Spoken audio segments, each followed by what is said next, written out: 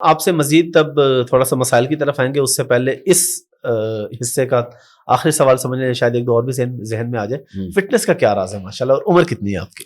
میری عمر ہے 48 ماشاء اللہ. اور فٹنس تو آپ کہہ رہے ہیں، اللہ ہی جانے فٹنس ہے نہیں. میں اپنے آپ کو دیکھ کے کہہ رہا ہوں، بس چلتا پھرتا رہتا ہوں میں، سست نہیں الحمدللہ. جم شم کرتے ہیں یا کوئی ایکسرسائز وغیرہ؟ مہینے میں 2-4 دفعہ جم چلا جاتا ہوں، جاگنگ کر لیتا ہوں جب ٹائم ملتا ہے. ٹائم نہیں ہے لیکن جب کرتا ہوں تو بہت پسینہ نکالتا ہوں میں، تمیز سے کرتا ہوں جاگنگ.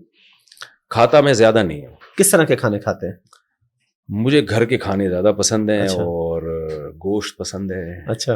اور یہ ٹھیک ہے نا. خود بھی کچھ بنا لیتے ہیں یا صرف کھاتے ہیں؟ میں صرف چائے بنا سکتا ہوں اور میں چائے میں ہی بناتا ہوں. اچھا. چائے جب تک خاندانی نہ ملے مزہ نہیں آتا.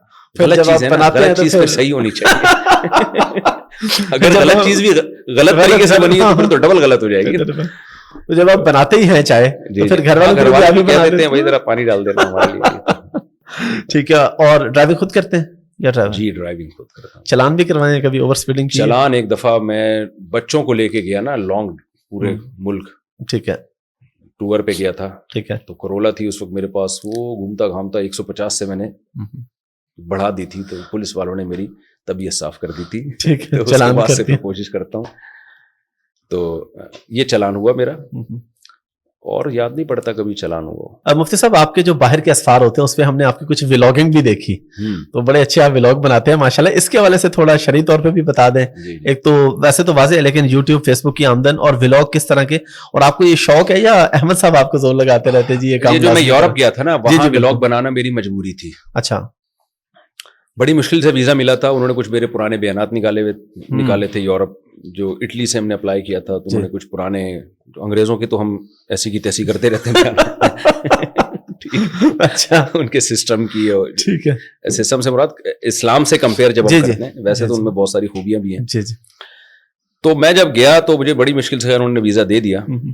تو مجھے انہوں نے پھر بتایا جو ایمبیسیڈر تھے کہ بھائی آپ نے وہاں جا کے نا تھوڑا سا ایکسپلور کرنا ہے یورپ کو، کیونکہ آپ فیمس ہیں، یہ لوگ دیکھیں گے مفتی صاحب کر کیا رہے ہیں وہاں جا کے. ٹھیک ہے. اوکے. ٹھیک ہے. ٹھیک ہے. اور مجھے پھر وقتاً فوقتاً خبریں آتی نہیں. انہوں نے کہا آپ نے جا کے جو ہے نا صرف بیانات پہ فوکس نہیں کرنا. ٹھیک ہے. کیونکہ وزٹنگ ویزا ہے نا، تو اس میں بیان تو ویسے ہی ایک اشکال ہو سکتا ہے ان کو. تو وزٹ کو آپ نے چینل پہ ڈالنا ہے اپنے.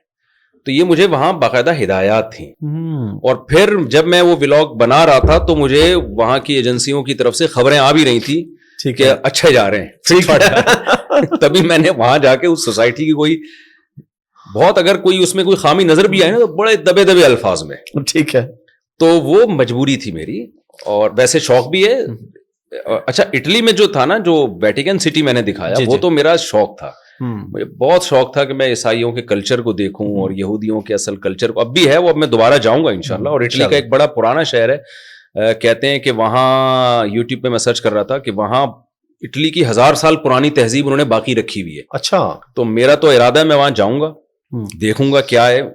دیکھیں یہ تو شہری زندگی تو ہم دیکھتے رہتے ہیں. بالکل بالکل. تو ہمیں تو شوق ہے. آپ نے میری مرغیاں اور وہ بکریاں دیکھی، میں نے دیکھا. کلچر سے مجھے ایک محبت ہے، قدیم کلچر سے. تو اٹلی روم کا ہم بہت پہلے سے سنتے تھے. یاد ہے میں جب مدرسے میں پڑھتا تھا تو میں نے ایک دوست سے کہا کہ بھائی میرا بڑا دل چاہتا ہے کہ میں اٹلی جاؤں اور وہاں دیکھوں عیسائیوں کا پرانا کلچر کیا تھا، اور شام جاؤں وہاں مسلمانوں کا دیکھوں. یہ تھا مجھے شروع سے ہے مجھے یہ شوق. تو وہ شوق پھر ظاہر ہے ولاگنگ کی شکل میں آ گیا. تو پھر وہ ہمارے احمد بھائی نے کہا کہ بھائی ایک چینل الگ سے بنا لیتے ہیں، مفتی طارق مسعود ولاگ کے نام انہوں نے چینل بنا دیا. وہ چینلوں کا سارا کام ان کے حوالے. تو یہ یورپ میں جو مجھے ولاگنگ کرنی پڑی، یہ تو ایک مجبوری بھی تھی.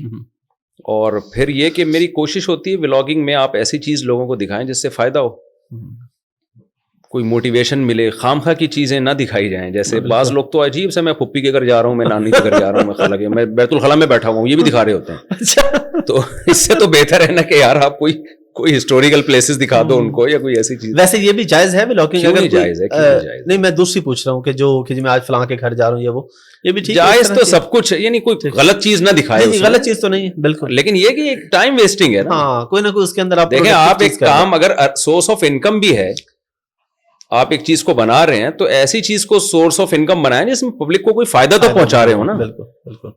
कुछ नहीं तो आप चलो खाना पकाने का तरीका ही बता दो. ये जो व्लॉगर कर रहे हैं ना, मैं उठ रहा हूँ और मैं अंगड़ाई ले रहा हूँ और मैं चाय पी रहा हूँ और मेरी अम्मी ने मुझे डांटा और मैं खाला के घर जा रहा हूँ और आज की ईद ऐसी गुजरी.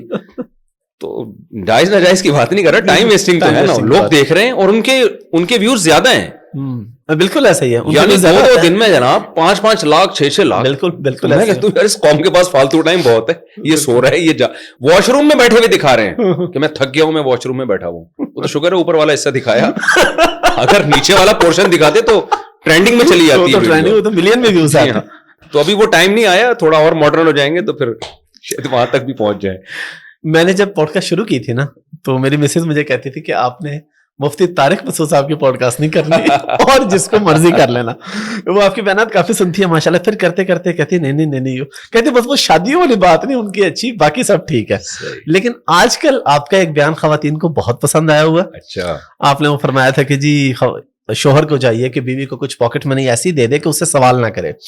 तो आजकल बहुत से कपल्स, इंडियंस भी और पाकिस्तानी भी, वो खातून लैपटॉप पे आपका बयान लगा लेती है ऊंची आवाज में और शोहर के पास जाके बैठ जाती है, ऊंची आवाज में आपका बयान लगाया होता है कि कोई पॉकेट मनी मिल जाए. जरूर लगाना चाहिए. जब मियाँ दूसरी शादी का बयान ऊंची आवाज में बीवी को सुना रहे होते हैं तो फिर पॉकेट मनी वाला भी सुनाना चाहिए ना. अदल होना बराबर, दोनों तरफ से बराबर है.